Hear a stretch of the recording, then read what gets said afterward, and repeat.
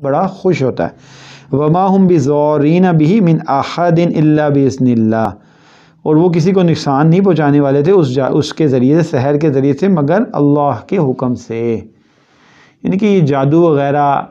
یہ حق تو ہے کیونکہ نبی کریم صلی اللہ علیہ وسلم کے اوپر بھی ہوا،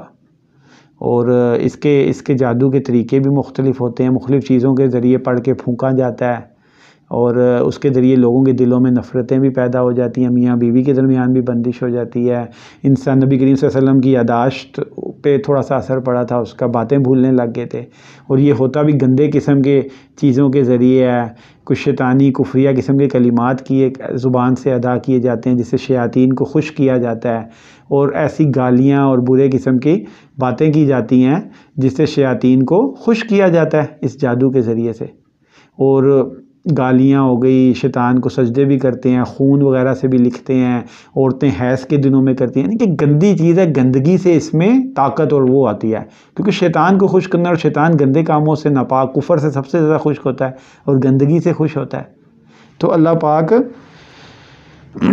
نے ان فرشتوں کو بھیجا بھی اسی لیے تھا تاکہ لوگوں کو پتہ چلے کہ یہ گندا کام ہے، یہ کیا کر رہا ہے، لوگوں کے درمیان تفریق کر رہا ہے میاں بیوی کی، یہ جھگڑے ڈال رہا ہے، فساد پھیلا رہے ہیں جادو کے ذریعے سے، یہ کام کرتا ہے جادو۔ اور جو معجزے کرامت ہوتے ہیں وہ تو اور ہی چیز ہے، الگ ہی چیز ہے۔ اور معجزے کرامت میں تو فرق یہ ہے، ایک فرق بتاتا بھی چلوں کہ معجزہ یا کرامت، معجزہ نبی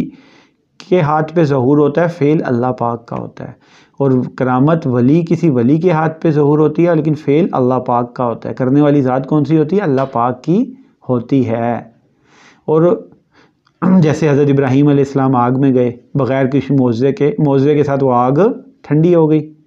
اور نبی کریم صلی اللہ علیہ وسلم نے کنکریاں اٹھا کے ماری کافروں پہ، اللہ نے فرمایا وما رمیت اذ رمیت ولکن اللہ رما، کیا آپ نے نہیں ماری مگر اللہ پاک نے وہ کنکریاں سارے کافروں میں بکھیر دی۔ تو خلاف عادت چیزیں تھیں، حقیقت میں نہیں تھی، تو لیکن حقیقت میں مطلب اس کے نہیں ہوتا، لیکن جو جادو ہوتا ہے اس کے لیے کوئی نہ کوئی اسباب ہوتے ہیں۔ اسباب کیسے ہوتے ہیں کہ جنات کو، شیاطین جنوں کو اپنے قبضے میں کیا جاتا ہے، ان کو خوش کیا جاتا ہے، اور پھر ان کے ذریعے سے اپنے کام نکلوائے جاتے ہیں۔ اب بظاہر یہاں پہ ایک دم ایک یہ پین آ کے، جیسے یہ پین ہے، یہ آ کے گر جائے، کوئی چیز نہ ہو، کوئی بندہ نہ ہو، ایک دم آ کے گر جائے، تو میں حیران ہو جاؤں کہ یہ کیسے ہوا۔ تو اصل میں بظاہر تو پتہ نہیں چلے گا کیسے ہوا، لیکن ایک جن ہوگا جو مجھے نظر نہیں آ رہا، اس نے یہاں آ کے رکھ دیا میرے سامنے، تو بظاہر اس کا ایک سبب تھا جو مجھے نظر نہیں آ رہا تھا، میرے سے خفیہ تھا، تو خفیہ اسباب ہوتے ہیں اس کے۔ تو اللہ تعالیٰ اس جادو ٹونے، اور یہ آج کل بھی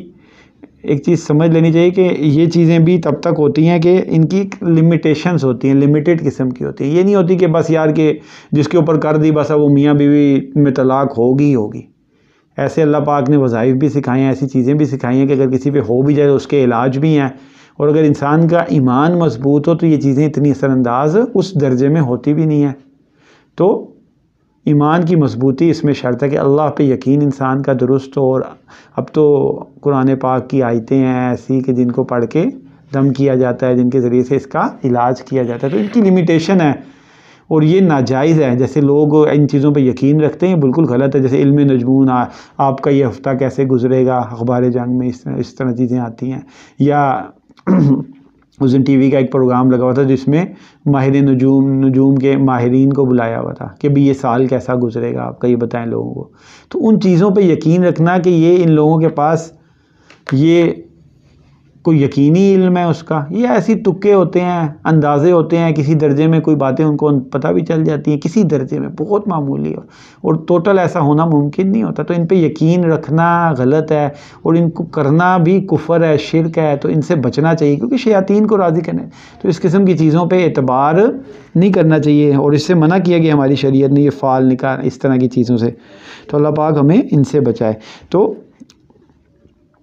یہ چیزیں تھی، اللہ پاک فرما رہے ہیں کہ یہ کسی کو نقصان نہیں پہنچاتی، عقیدے کی اصلاح کر دیں، من احد الا باذن اللہ، ہمارے لیے بتا رہے ہیں کہ جادو کسی کو نقصان نہیں پہنچاتا اللہ کی اجازت کے بغیر، تو اللہ سے اپنے تعلق کو مضبوط رکھیں۔